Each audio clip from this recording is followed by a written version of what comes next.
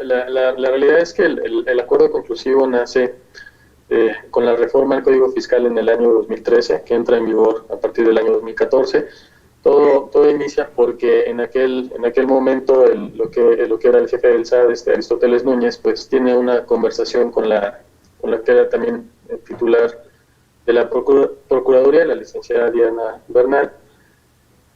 y le externa la preocupación de que pues muchas de las auditorías se estaban judicializando y obviamente pues esto implicaba un costo muy importante para el erario federal. De alguna forma, la intención era que ya no sucediera esto, que se podía resolver de manera anticipada. Es así como la licenciada Diana, pues, con un grupo de colaboradores, entre ellos el maestro Edson Uribe, en aquel momento secretario, procurador general, y el maestro Eduardo Sánchez, que también a la postre fue el primer director general de acuerdos conclusivos, pues empiezan a planear precisamente una nueva figura. Nacen los acuerdos conclusivos de esta forma, se aprueban en la reforma del Código Fiscal, y tenemos que el acuerdo conclusivo pues es un medio alternativo de solución de controversias que permite a los contribuyentes auditados en materia de impuestos federales poder acudir a una instancia, a un organismo autónomo especialista en materia fiscal que es imparcial, que es mediador, que es interlocutor, que es intermediario entre la autoridad fiscal y el contribuyente a dirimir su situación fiscal con la autoridad revisora. Esto es incluso ejemplo para otros países, porque en el caso del IRS en Estados Unidos, pues ellos también tienen ahí su entidad que puede mediar entre el IRS y el contribuyente, pero depende de la propia autoridad fiscal. Y en el caso de México no, es totalmente un organismo autónomo el que tiene la figura del acuerdo conclusivo con el que puede acudir el contribuyente y la autoridad a dirimir su controversia fiscal. Esto es muy importante porque lo hace frente a un tercero que es totalmente imparcial, que es totalmente un mediador y que en un momento dado pues nunca va a inclinar la balanza por ninguna de las dos partes. Porque si hiciera esto, pues sería totalmente una entidad parcial y no habría en ningún momento dado pues una transparencia en cuanto a su actuación. Entonces, a la fecha hemos tratado nosotros de cuidar también mucho esta actuación por parte de PRODECON. Muchas veces los contribuyentes cuando vienen al acuerdo conclusivo me dicen, es que tú pronúnciate a lo mejor por la actuación de la autoridad, o dile a la autoridad que me tiene que valorar de tal o cierta forma, o que me requiera tales partidas. Si bien es cierto, nosotros no somos mirones de palo dentro del acuerdo inclusivo, podemos hacer propuestas, podemos también en un momento dado decirle a la autoridad, mira, hemos hecho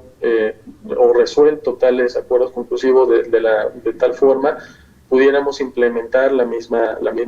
acción en este procedimiento, en este expediente de manera particular, pero siempre cuidando mucho que no seamos parciales por ninguna de las dos partes, sino totalmente imparciales y tratando de cuidar mucho siempre que haya mucha transparencia en nuestro procedimiento. Es decir, si yo platico con la autoridad revisora respecto al expediente que estoy viendo, pues totalmente el contribuyente tiene conocimiento de los acercamientos que en un momento pudiera tener. ¿Por qué? Porque lo que facilita también mucho el acuerdo inclusivo es precisamente esa comunicación entre las partes. Porque como ustedes deben conocer, dentro de la auditoría pues resulta muy complicado que en ocasiones tanto la autoridad como el contribuyente puedan acercarse, puedan tener diálogo. Siempre la autoridad es, pues obviamente dentro de su postura de autoridad es un poco más cautelosa con respecto a las comunicaciones que pueda tener con el contribuyente. El contribuyente de igual manera regularmente dice, nada más dale lo que te pidan, no les des más, y siempre es un diálogo un poquito más ríspido, ¿no? Y es obvio porque de cierta forma pues el acto de molestia que hace la autoridad de ir a revisar a lo mejor la documentación al domicilio del contribuyente o que le pida la documentación para que la lleve a sus instalaciones, a sus oficinas, pues eso genera siempre un poquito de molestia, pues principalmente hacia el contribuyente, ¿no? Entonces, el acuerdo conclusivo facilita mucho ese diálogo, ese acercamiento, esa comunicación entre las partes, entre la autoridad, entre el contribuyente. Hay mucho diálogo en las mesas de trabajo, en las reuniones técnicas que ahora hemos implementado también, que son de manera muy particular para revisar papeles de trabajo, para revisar información y documentación de manera muy puntual. Incluso se sientan equipos de trabajo tanto de la autoridad como el contribuyente, contadores, auxiliares, etcétera, y se hace una revisión más profunda de lo que son la contabilidad y las documentaciones que exhibe, en este caso, el contribuyente. Ahora, oye, Miguel, una cosa, sí, permíteme. sí. Ahora, ¿a partir de qué acto de autoridad se puede iniciar el acuerdo conclusivo? Muy bien, ¿quiénes pueden acudir al acuerdo inclusivo? Pueden acudir a aquellos que están siendo auditados en materia de impuestos federales, ya sea por el SAT, por el IMSS, por el Infonavit, por CONAGUA, incluso por el ISSSTE, y quienes estén siendo, a quienes estén ejerciendo facultades de comprobación en términos del artículo 42, fracción segunda, tercera o novena, es decir, una visita domiciliaria, una revisión de gabinete o una revisión electrónica. ¿Cuándo pueden acudir estos contribuyentes? Pueden acudir desde el momento en que el artículo 69C, primer párrafo, señala que pueden acudir desde el momento en que se inicia la auditoría hasta antes de que se notifique el crédito fiscal, siempre y cuando ya haya una consignación de hechos o omisiones por parte de la autoridad revisora. Es decir, que ya le haya observado a lo mejor ingresos presuntos por impuestos bancarios o deducciones rechazadas o acreditamientos improcedentes o compensaciones improcedentes, o que amortizaron pérdidas fiscales de ejercicios anteriores de manera indebida porque no acreditaron el origen y procedencia de esas pérdidas. Ese tipo de contribuyentes pueden acudir al acuerdo conclusivo.